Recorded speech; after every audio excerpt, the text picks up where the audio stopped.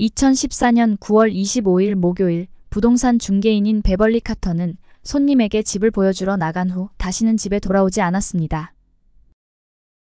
Carl, it's Beverly. I just want to let you know I'm okay. I haven't been hurt.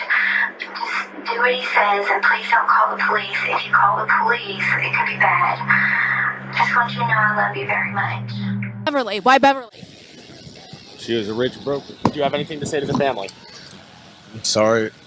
What else do you want to say to her family? Sorry. Why Beverly? Because she was just a woman that worked alone, a rich broker. You fell up? No.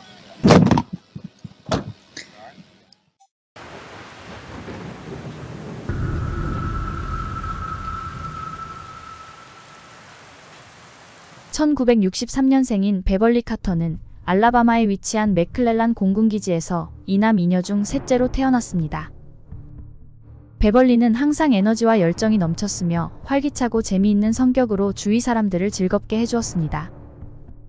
그녀는 첫사랑인 칼 카터와 1982년에 결혼한 후 알칸소 스캇에 정착했으며 칼, 크리스토퍼 그리고 체드 이렇게 3명의 아들들을 두었습니다. 건설회사에서 일을 하고 있었던 남편 칼은 항상 건설 현장을 옮겨다니며 일을 했기 때문에 집을 자주 비웠습니다. 바쁜 남편을 대신해 베벌리는 가정주부로 집에 있으면서 아들 셋을 전적으로 책임지고 눈코 뜰 새 없이 바쁘게 지냈지만 아이들을 좋아했기 때문에 행복했습니다. 아들들이 학교에 모두 다니게 되면서 낮에 시간이 생긴 베벌리는 부동산 중개인으로 일을 시작했습니다. 베벌리는 선천적으로 낙천적이고 유머러스하며 사람들을 즐겁게 하는 재주가 있었고 사람들을 만나는 것을 워낙 좋아했기 때문에 부동산 중개업은 그녀에게 너무 잘 맞았습니다. 그녀는 제각각인 고객들의 취향에 맞는 최선의 집을 찾아주기 위해서 항상 노력했으며 만족해하는 고객들을 보며 보람을 느꼈습니다. 이러한 그녀의 노력은 인정받았으며 입소문이 나서 그녀를 찾는 고객들이 점점 늘었습니다. 하지만 2003년 둘째 크리스토퍼가 교통사고로 세상을 떠나면서 그녀에게 비극이 찾아옵니다. 그녀는 아들이 죽으면서 남기고 간 손녀를 입양해서 키웠으며 자식을 먼저 보낸 시련을 극복하기 위해 고군분투하며 살았습니다. 나머지 두 아들들은 각자 결혼을 해서 가정을 이루어 자식들을 낳았고 베벌리는 여러 명의 손주를 얻었습니다. 그녀는 아들들의 가족들과 함께 모여 여행을 다니는 등 항상 손주들과 북적북적하게 지냈으며 운동도 열심히 하고 성형수술도 하면서 건강하고 자신감 넘치는 생활을 하고 있었습니다. 또한 베벌리는 다니고 있던 부동산 회사에서 판매 실적 1위를 해서 판매왕이 되었으며 알칸소 주에서는 5위를 하는 놀라운 성과를 거두며 성공한 부동산 중개인으로 부와 명성을 거며 쥐었습니다. 2014년 9월 25일 목요일 베벌리는 사무실에서 업무를 처리하면서 바쁘게 보내고 있었습니다. 그녀는 스티븐과 크리스탈이라고 자신들을 소개한 부부에게 외곽에 위치해서 인적이 드물고 호수 옆에 위치한 조용한 집을 보여주기로 전화로 약속한 상태였습니다. 그녀는 저녁 5시 30분쯤 남편 칼에게 전화를 해서 6시에 마지막으로 매물을 보여준 후 늦어도 7시 반까지 집에 갈 거라고 말했습니다. 하지만 8시가 지나도 베벌리는 집에 오지 않았고 남편 칼이 그녀에게 전화를 계속했지만 아무런 응답이 없었습니다. 걱정이 되기 시작한 칼은 9시쯤 베벌리가 마지막 손님에게 보여주기로 한 집을 알아내서 어두워진 밤에 차를 몰고 그 집으로 갔습니다. 불빛도 없는 어두운 집 앞에는 그녀의 차만 덩그러니 서 있었습니다. 잠겨있지 않은 차 안의 조수석에는 베벌리의 지갑과 화장품 등 소지품이 들어있는 가방과 파일 폴더가 있었습니다. 하지만 그녀의 모습은 어디에도 보이지 않았고 칼과 아들은 그녀의 부동산 사무실도 갔지만 그곳은 불이 전부 꺼져 있었고 아무도 없었습니다. 불길한 예감이 든 칼은 경찰을 불렀습니다. 베벌리가 사라졌다는 소식을 들은 그녀의 부동산 직장 동료들도 그녀를 찾기 위해 잠옷 바람으로 나왔습니다. 그녀가 손님에게 보여주고 있던 집들을 찾아가서 다 뒤졌지만 그녀의 흔적은 어디에서도 찾을 수가 없었습니다. 베벌리의 가족들과 친구들은 그녀가 걱정이 되어서 잠을 잘 수 없었습니다. It was an email from Brenda, and I can still see the words that said, "It is with a very heavy heart that I let you know that we can't find Beverly. She went to show a house, and she is missing." And I still can read that and feel the same pain. 새벽 1시 반쯤 베벌리의 남편 칼과 몇 명의 직장 동료는 그녀에게서 문자를 받기 시작했습니다. 나는 괜찮으니까 걱정하지 마세요. 배터리가 거의 없고 신호도 잡히지 않아요. 옛날 친구들을 만나서 술을 마시고 있어요. 신호가 잡히면 전화할게요. 걱정하지 마세요. 25년 동안 베벌리와 결혼 생활을 한 남편 칼은 아내가 술을 마시지도 않을 뿐더러 미리 말을 하지 않고 새벽까지 집에 들어오지 않는 사람이 절대 아니라고 말합니다. 경찰은 정황상 베벌리가 납치를 당한 것으로 보고 수사를 시작했습니다. I wish they would let her come home. After Beverly Carter didn't come home to her family in Scott last night, Carl Carter filed a missing persons report with the Pulaski County Sheriff's Department Thursday night. His wife, a real estate agent, was showing a property listing Thursday evening. She didn't come home after that. 경찰은 그녀가 마지막으로 손님에게 보여줬던 호숫가 집안을 수색했지만 어떠한 단서도 찾을 수 없었습니다.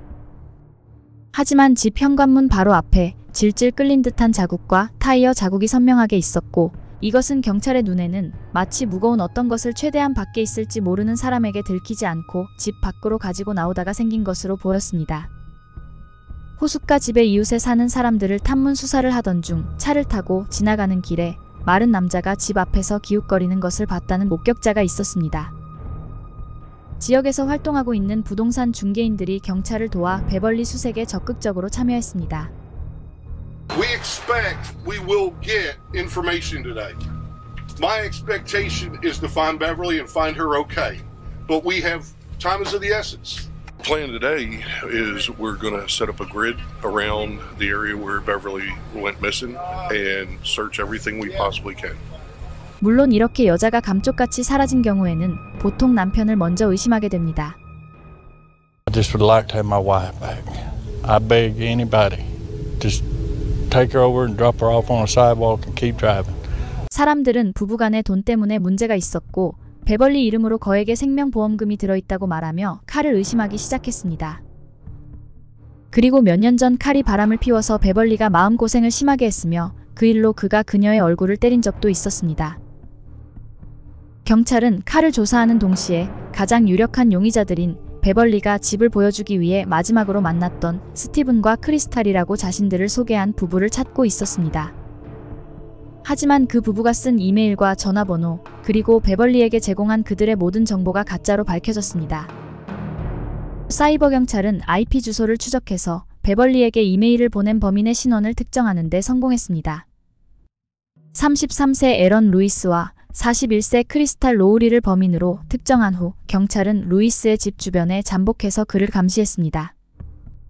경찰은 목격자가 진술한 범인의 인상착의와 일치하는 마른 남자를 발견했고 그 남자가 바로 에런 루이스였습니다. 경찰이 에런에게 다가가려고 움직이는 순간 눈치챈 에런이 차를 잽싸게 타고 도망가는 바람에 위험한 고속도로 추격전이 시작되었습니다. 여러 대의 경찰차가 그의 차를 박으면서 에런의 차량을 간신히 세웠고 그는 얼굴에 부상을 입고 피를 흘리며 체포되었습니다. 하지만 병원에 입원해서 치료를 받고 있던 중 에런은 탈출하는 데 성공합니다. Deputies say that they are now searching for 33-year-old Aaron Lewis in connection with Carter's disappearance.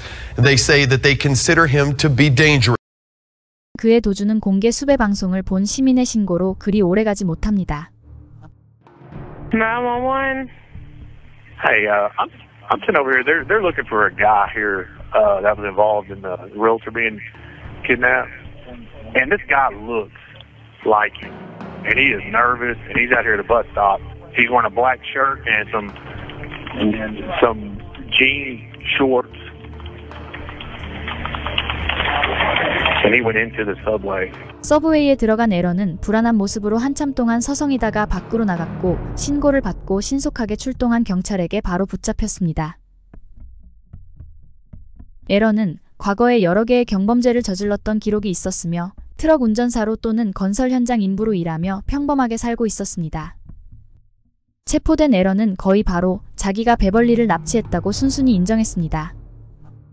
카드빚은 점점 늘어가는데 힘든 일이 하기 싫었던 에런은 신문을 보다가 성공한 부동산 중개인인 베벌리의 광고를 보게 되었고 그녀가 돈이 많아 보였기 때문에 납치를 결심했다고 말했습니다. 베벌리가 경계하지 않게 하기 위해서 에런은 아내 크리스탈에게 전화를 해서 집을 보러 가는 것처럼 약속을 잡으라고 시켰습니다. 그렇게 부부가 같이 갈 것처럼 베벌리와 약속을 잡았지만 약속 장소인 호숫가 집에 에런 혼자 나갔고 집 안에서 베벌리에게 테이저건을 쏴서 쓰러뜨리고 납치했습니다. 베벌리가 어디에 있냐는 질문에 에런은 범행을 같이 계획한 공범인 트레버가 베벌리를 데리고 있다고 주장했습니다. You killed Beverly Carter? No, You did not? no. Who did? Say. I had a co-defendant, Trevor. Beverly. Why Beverly? She was a rich broker. Do you have anything to say to the family? Sorry. What else do you want to say to her family? Sorry. Why Beverly? Because she was just a woman that worked alone, a rich broker. You fell up? No. 에런의 집을 수색하던 중 그의 컴퓨터에서 베벌리 음성이 녹음된 파일을 발견했습니다. Carl, it's Beverly. I just want to let you know I'm okay. I haven't been hurt. Just do what he says and please don't call the police. If you call the police, it could be bad. Just want you to know I love you very much. 음성을 발견한 경찰에게 에런은 베벌리가 살아있으며 트레버와 있다고 말했습니다. 경찰이 트레버를 추적한 결과 그는 실존 인물로 에런과 가끔 연락하는 친구 사이이며 당시 알칸소와 멀리 떨어진 곳에 있는 군대에서 복역을 하고 있었습니다. 하지만 트레버는 에런이 무슨 일을 저질렀는지 왜 자기의 이름을 경찰에게 말했는지 전혀 알고 있지 않았습니다. 베벌리의 음성은 컴퓨터 프로그램을 이용해서 만들어낸 가짜로 밝혀졌습니다. 경찰은 트레버를 용의 선상에서 제외하고 에런과 관련 있는 모든 장소를 수색하기 시작했습니다. 그리고 그가 바로 전에 근무했었던 건설 현장을 수색하던 중 한 수색대원이 땅에서 밖으로 튀어나와 있는 여자의 팔꿈치를 발견했습니다. 에론과 크리스탈은 베벌리를 납치하고 살인한 혐의로 기소되었습니다. 하지만 그들은 둘 다 무죄를 주장했습니다. You pled not guilty. Why? Because that's what my lawyer said to do. Did you originally in the courtroom say you wanted to just get it over with, that you had pled? Did you wanted to plead guilty? Yeah. Why? I just want this all over with. You would even be willing to plead guilty to the capital murder charges. So did your lawyer basically encourage you to? What was that? I'm just sorry it all happened. I just want it all over. 자신의 죄를 모두 인정했었던 에런은 나중에 완전히 다른 얘기를 하기 시작합니다. I never denied her going with me. As far as kidnapping, I've never kidnapped anybody. 에런은 집을 사기 위해서 그녀를 만난 것이 아니라 성관계를 가지기 위해서 만났다고 말했습니다. 아내 크리스탈과 셋이서 같이 성관계를 하는 사이였으며 거칠게 관계를 하던 중 베벌리가 질식해서 사고로 갑자기 사망했다고 에런은 주장했습니다. I've admitted to kidnapping Beverly. How did it go from something like that to this? Let me clarify something.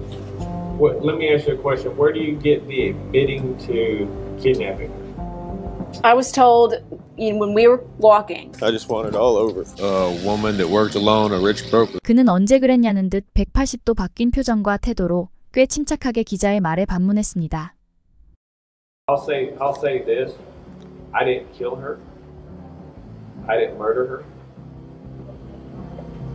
And anything that did occur was an accident.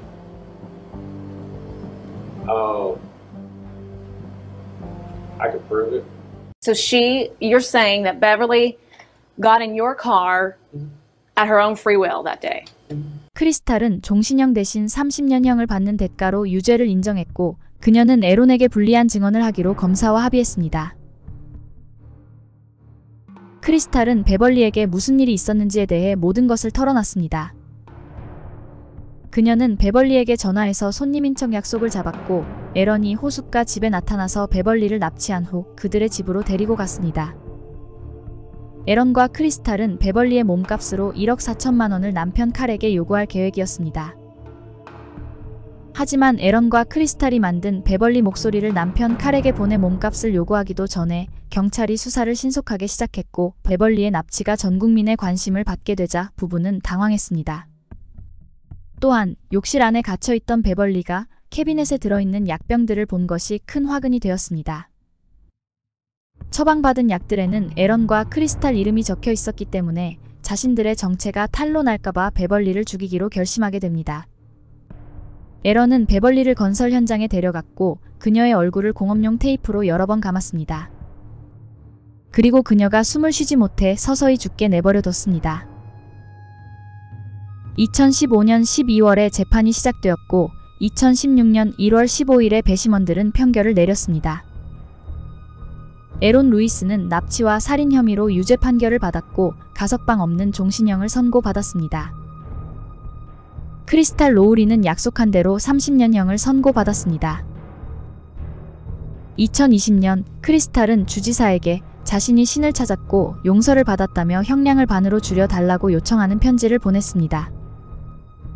이에 14명의 베벌리의 가족과 친구들은 크리스탈 상대로 소송을 제기했습니다.